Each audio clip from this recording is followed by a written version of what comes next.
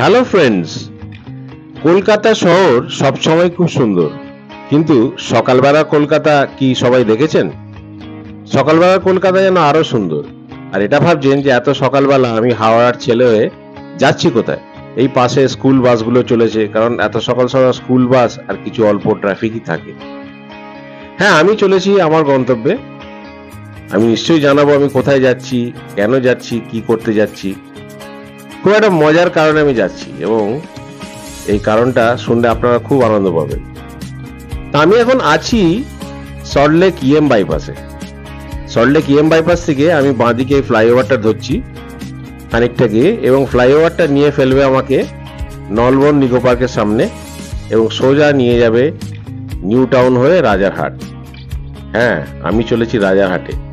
আর এই রাস্তাটা যাচ্ছে রাজারহাটের দিকে, কিন্তু তার আগে এই যে কানেক্টরটা ইএম বাইপাস থেকে বাঁদিকে উঠছে ফ্লাইওভারটা, এই ফ্লাইওভারটা আপনারা কিন্তু ধরবেন যদি রাজারহাটে কোনদিন যেতে হয়, কারণ এটা মিস করলে আপনাদের অনেকক্ষণ ঘুরতে হবে। তো যখনই আপনারা ইএম বাইপাস কি সেক্টর 5 যাবেন, তখনই সেক্টর 5 স্পেশালি যাওয়ার সময় এই ফ্লাইওভারটা ধরে তারপর যাবেন এবং সেক্টর 5 ডান দিকে ঢুকে যাবেন এবং স্ট্রেট চলে যাবেন রাজারহাট নিউ টাউন হয়ে। তো চলুন, আমি যাচ্ছি আজকে আমার গন্তব্যে।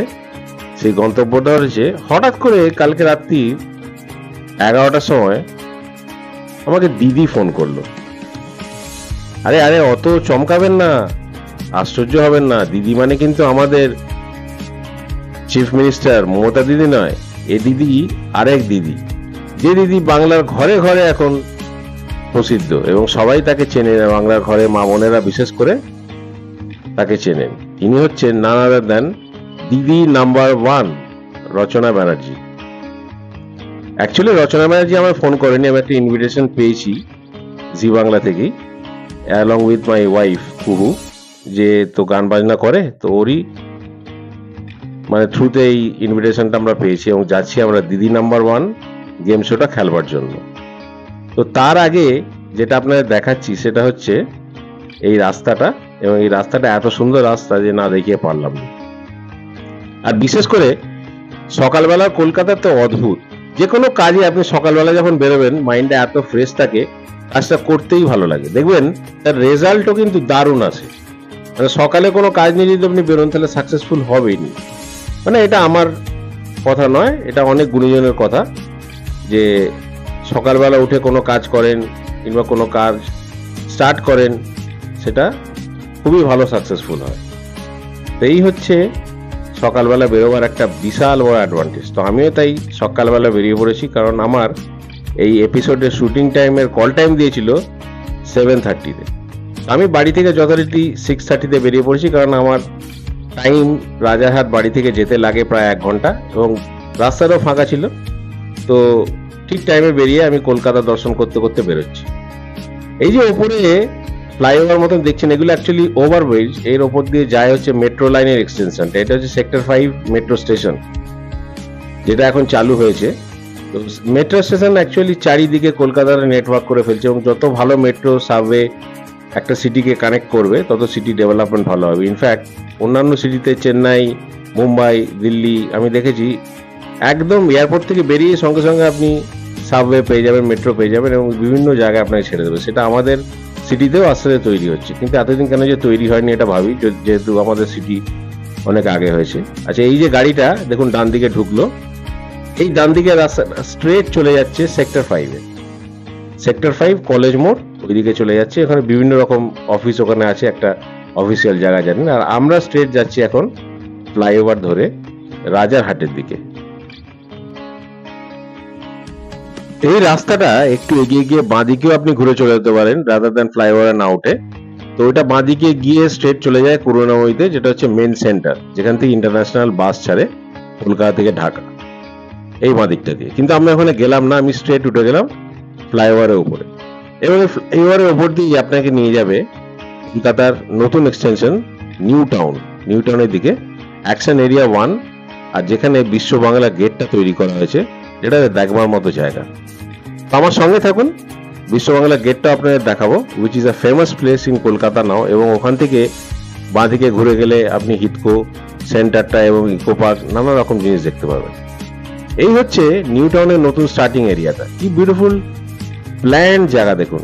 কলকাতার তো আগে একটা রাউন্ড সিটি, তারপরে এইটা এক্সটেনশন, তো তাই জন্য এখানে প্ল্যানিংটা খুব প্রপারলি করা হয়েছে, কারণ এটা অনেক পরে করা হয়েছে এবং যত দিন যাচ্ছে এর বিউটিফিকেশনটা আরো ভালো হচ্ছে, যত প্ল্যান ভাবে তৈরি করা হচ্ছে। এবার আপনি যে দেখবেন যে কিছুটা জায়গা পরে বিশ্ববাংলা গেটের তলাতেও যাওয়া চালু করে দিয়েছে।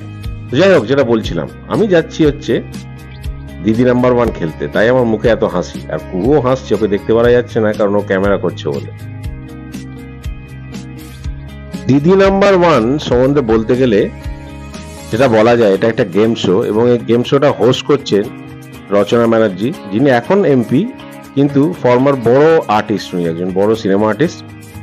বিভিন্ন রকম সিনেমা করেছেন, ওনার লাইফে প্রচুর ভাষায় উনি সিনেমা করেছেন, প্রচুর নাম অর্জন করেছেন, খ্যাতি অর্জন করেছেন এবং লাস্টে উনি এই শোটাও করছেন। এছাড়াও আরো অনেক কিছু উনি করেন, যার মধ্যে এখন উনি আমাদের এমপি রুলিং পার্টির।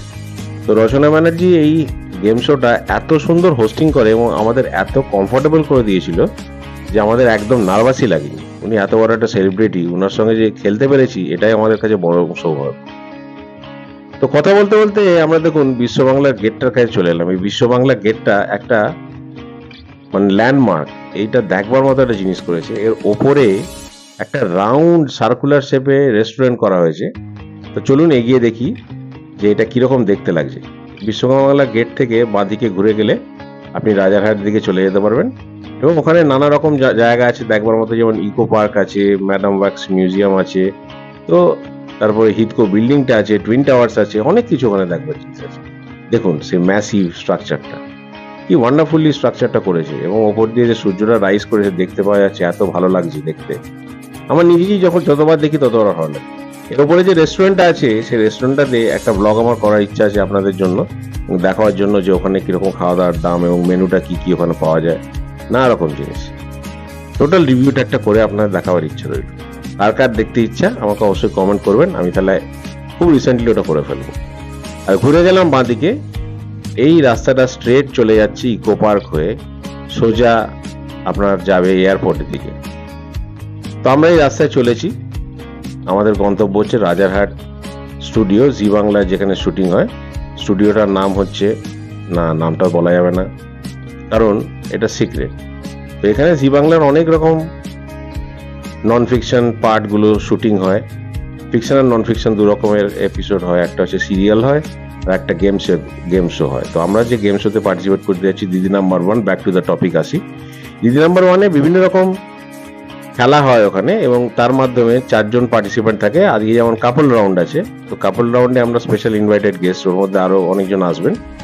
তো ওখানে কাপল রাউন্ডে গিয়ে আমরা খেলবো এবং চেষ্টা করবো জেতবার জন্য। আপনারা অবশ্যই এপিসোডটা দেখবেন, যেটা আমার ফেসবুকে তো আমি দেবোই, প্লাস ইনস্টাগ্রামে দেবো। যারা যারা আমাকে ফলো করেন অবশ্যই দেখবেন ওটা, আর যারা আমার ভিডিওগুলো দেখেন তারা তো দেখবেনই, কারণ আমি হোয়াটসঅ্যাপে তো ওরমভাবে লিখতে পারবো না কাউকে, কারণ নাম্বার হার্ডলি কারোর আছে, আমি ফেসবুকে দিয়ে দেবো, ফেসবুকে দেখবেন।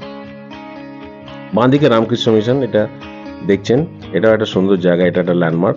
তো এই রাস্তাটা অ্যাকচুয়ালি যখন ড্রাইভ করবেন তখনই ভালো লাগবে। কলকাতা এমনি খুব সুন্দর, আর বিশেষ করে নিউ টাউনে যখন চালাবেন গাড়ি, কিংবা যদি বাইক চালান কিংবা হেঁটে হেঁটেই যান, তাহলেও ভালো লাগবে।